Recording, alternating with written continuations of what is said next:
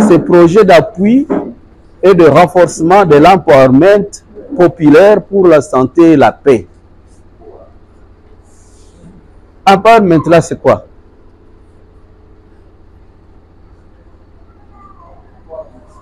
Oui, oui. Empowerment, c'est juste un processus qui conduit vers l'émancipation ou l'autonomisation de la communauté. Émancipation et quoi? Autonomisation. Autonomisation. Rendre autonome et rendre émancipé, c'est ça?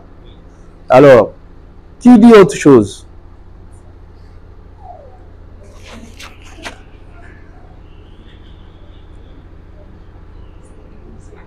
Qui peut ajouter quelque chose, madame? Empowerment, c'est le pouvoir. Je peux dire qu'empowerment, c'est le pouvoir d'agir et de participer. Pouvoir d'agir et de participer. Oui. Comment? De ma part. Oui, c'est très bon. Elle a dit, c'est le pouvoir d'agir et de participer. L'autre nous a dit, c'est l'émancipation et c'est l'autonomisation. OK? Qui dit autre chose? Oui, camarade? De ma part, c'est le processus sur lequel l'individu arrive à s'autonomiser. OK. Autonomisation. Qui dit autre chose? En l'air de ce que les autres ont dit. Oui? Empowerment, c'est le fait de faire participer la population au développement de la communauté. Le fait de faire participer la population au développement de la communauté. Qui dit autre chose?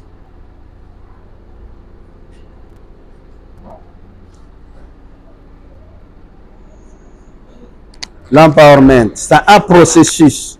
Nous devons d'abord retenir ça. L'empowerment, c'est un processus. OK?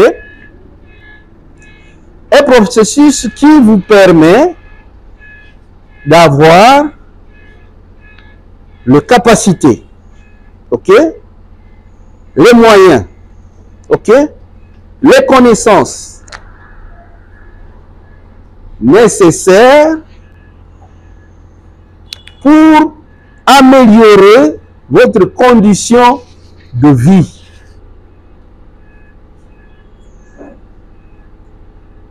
C'est ça l'empowerment. Donc, nous sommes dans une situation où la vie est entourée de beaucoup de problèmes. OK?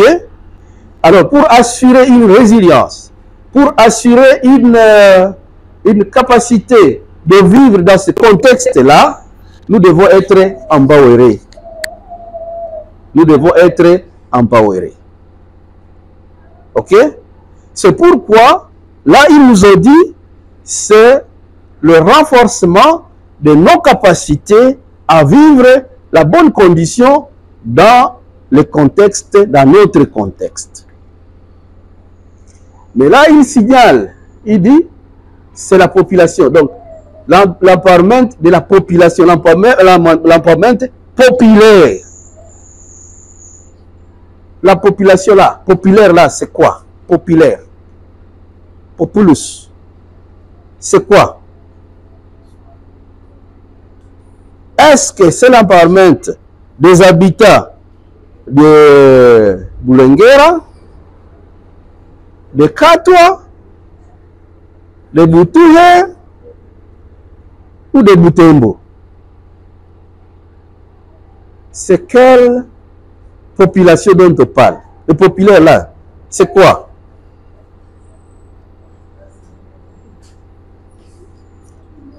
C'est tout le monde.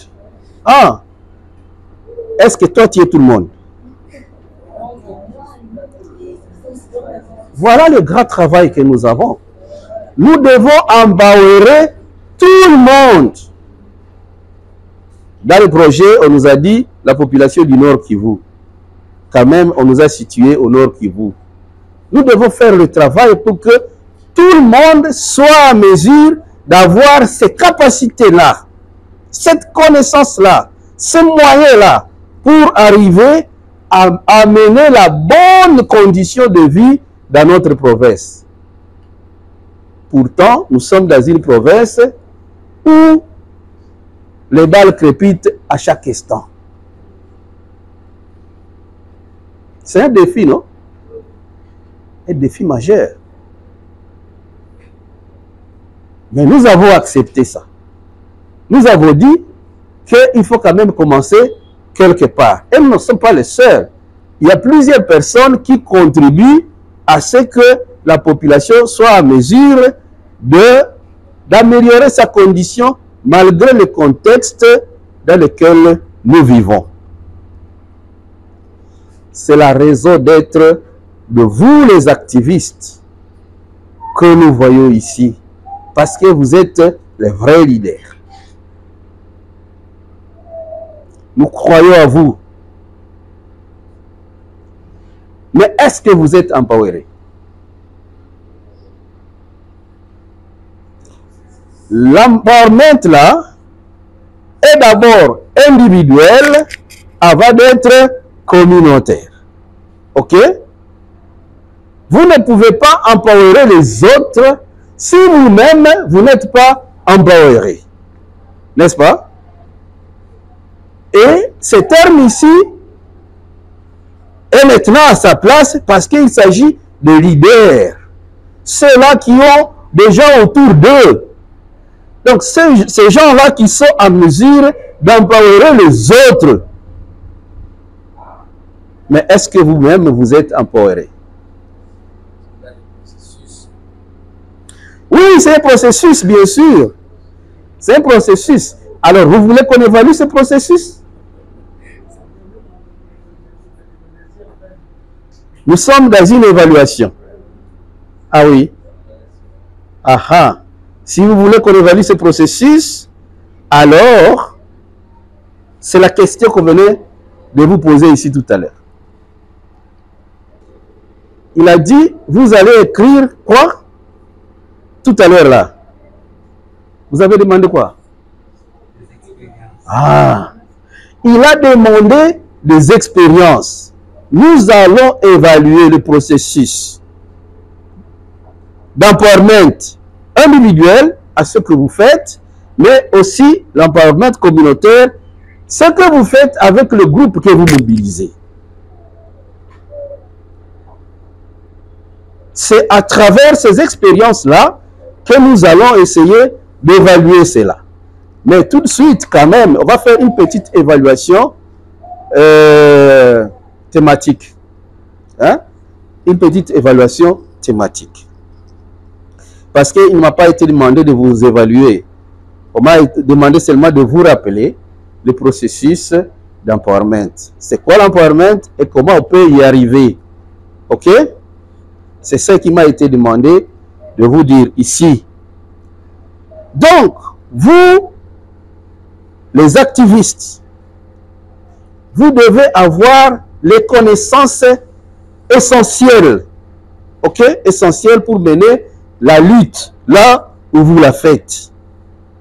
Ok? Et le processus commence par quoi? Qui connaît? Le processus d'empowerment commence par quoi? Oui. Oui, essaye. À mon niveau, je pense que le processus commence par la conscience individuelle. Il faut que l'individu lui-même soit conscient du problème qui le accable. Très bien. Ça, c'est une très bonne réponse. Maintenant, répétez encore. Je dis, ça commence par la prise de conscience. La prise de conscience de... Je veux aller juste par exemple. Si... Non, restez là. Il ne faut pas nous sortir. Ce que tu as dit, c'est ça. Oui. La prise de conscience. Oui. Mon peuple périt par manque de connaissances. N'est-ce pas? Cette prise de conscience va venir par quoi? cette prise de connaissance? Pardon? Sensibilisation, quoi encore? Conscientisation, quoi? La formation, quoi encore?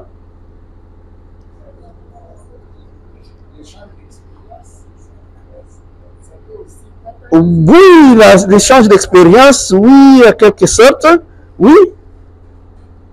La participation aussi. Participation.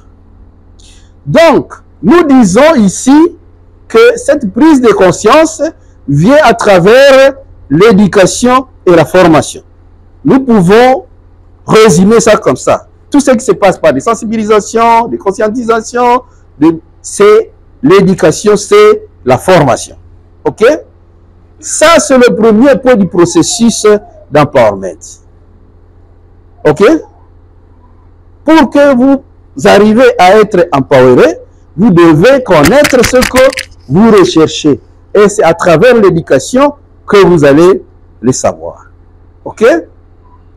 Quoi encore? Quel est le deuxième point qui vient juste après la formation? Quand vous êtes formé, vous connaissez maintenant ce qu'il faut faire pour avoir la capacité d'agir, OK? Et d'amener le processus d'empowerer aussi votre communauté. Qu'est-ce qui vient dans la suite? Oui. Quand vous êtes formé, Oui. vous devez adapter cette formation. Oui. Il faut apprendre alors ce que vous avez formé, vous apprenez vous-même et Oui. vous apprenez les autres. Oui, ça c'est faire la métastase. Donc, c'est, comment vous dites ça en termes des ONG? Une restitution? OK? Quand vous avez été formé, vous faites la restitution à votre base. OK? OK? Quoi encore? Ça, c'est toujours dans le sens de la formation. Maintenant, vous avez été formé. OK? Qu'est-ce qui vient par la suite? Oui? Je veux dire, faire la mise en pratique. La mise en pratique. Oui. Et comment on fait la pratique? Suivez les méthodes comme ça. Oui, très bien. Nous sommes déjà dedans. Comment nous allons procéder? Exemple. Oui? Il faut passer à l'initiative, puis à l'initiation, après une certaine prise de décision. Comme Oui. vous avez déjà été formé, vous avez restitué les autres, et maintenant il faut initier. Je passe par un exemple. Il ne faut pas attendre. Il faut passer à l'action. OK? Ça, c'est le processus d'empowerment. Que ce soit individuel et que ce soit communautaire ou de groupe. Vous passez directement à l'action, vous commencez à creuser. OK? S'il s'agit par exemple de barrer la route à l'ennemi, vous savez comment on peut barrer la route à l'ennemi. Vous avez déjà la connaissance. Et à ce moment-là, il faut directement barrer l'ennemi. Il faut entraîner alors tout le monde à barrer l'ennemi. OK? Projet d'appui de renforcement de l'empowerment populaire pour la santé et la paix. C'est conçu. OK? C'est pour la santé et la paix. Jean-Paul II, comment on l'appelle? Le pape. OK? Comment lui appelle la paix? Qui connaît? Jean-Paul II, oui.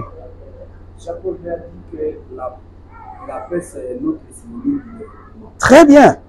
Donc, là, c'est pour la santé et le développement. OK? La paix, c'est le synonyme de développement. Donc, notre lutte ici, la lutte que je vois là-bas avec nos structures, c'est d'abord pour la santé et le développement. Et la santé, c'est quoi?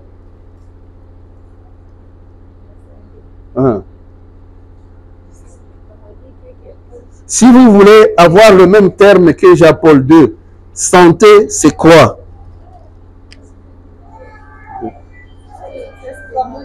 La santé, c'est le bien-être. Voilà. La santé, c'est le bien-être. Et le bien-être vient d'où? Hein? Le bien-être. Ça vient d'où? Non, non. Qui dit mieux? Qui dit mieux? La santé, c'est quoi pour vous? Qui donne le bien-être? Ah, ok. Kama wanasema tuko na sante mzuri, okay? Inatoka wapi? Wakati mazingira iko safi, okay? Kwa encore? Si mnajua saa nini Ebola ilikuwa hapa? Ebola saa ilikuwa hapa. Sasa eske mazingira yetu ilikuwa mbaya?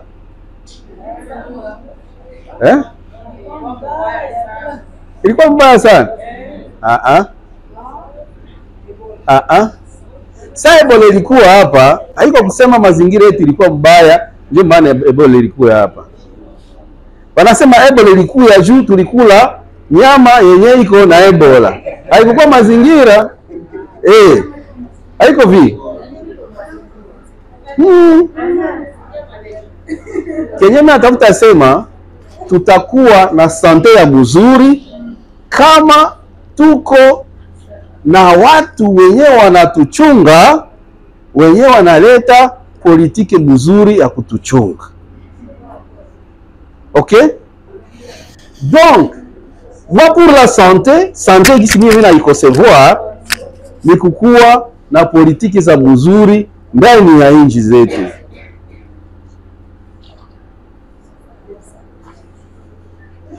Votre travail ne s'arrête pas seulement à la santé comme soin de santé. Non. Votre travail ne s'arrête pas là-bas. Votre travail va au-delà de ça. Parce que votre travail, pour assurer le développement, il faut que la population soit à bonne santé.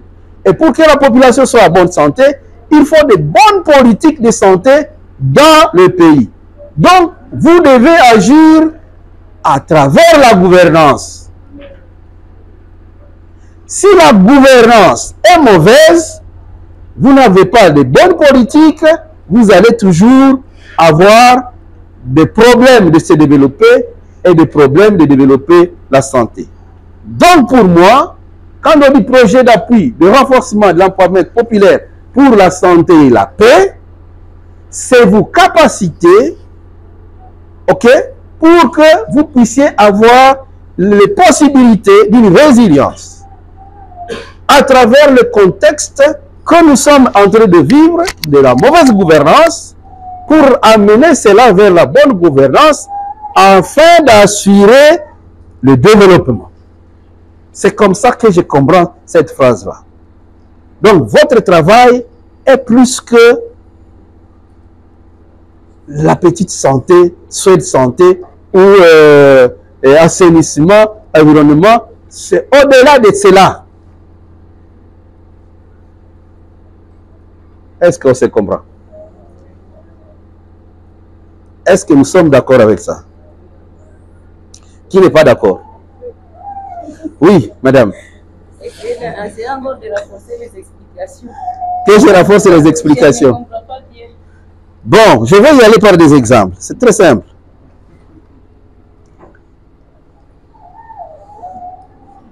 Nous avons dit que le pape Jean-Paul II a dit la paix égale le développement. Ça signifie quoi? Là où il n'y a pas la paix, on ne peut pas se développer. N'est-ce pas? Wamefika wapi? Wamefika Kalunguta. Benye biko maboya bananja kimbia. N'est-ce pas? Sasa banakimbia banabeba kitu. Mambuzi zinabakia, makuku zinabakia, peut-être matelanjo na kwa karibu pale banabeba. Vous voyez? Donc, comment vous allez vous développer lorsqu'il n'y a pas la paix? C'est difficile.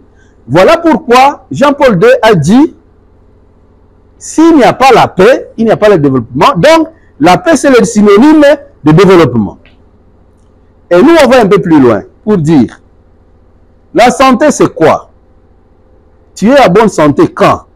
Quand tu es dans les bonnes conditions de vie. Qui donne la bonne condition de vie? C'est qui? C'est Dieu. Hein? C'est Dieu. Justement, c'est là que vous devez savoir que c'est l'État qui donne la bonne condition de vie. C'est lui qui doit nous assurer une bonne condition de vie. C'est l'État. Ok? Pour que nous soyons donc dans la bonne santé, ok? Nous devons avoir une bonne gouvernance. Pas la bonne gouvernance, hein? Mais la bonne gouvernance.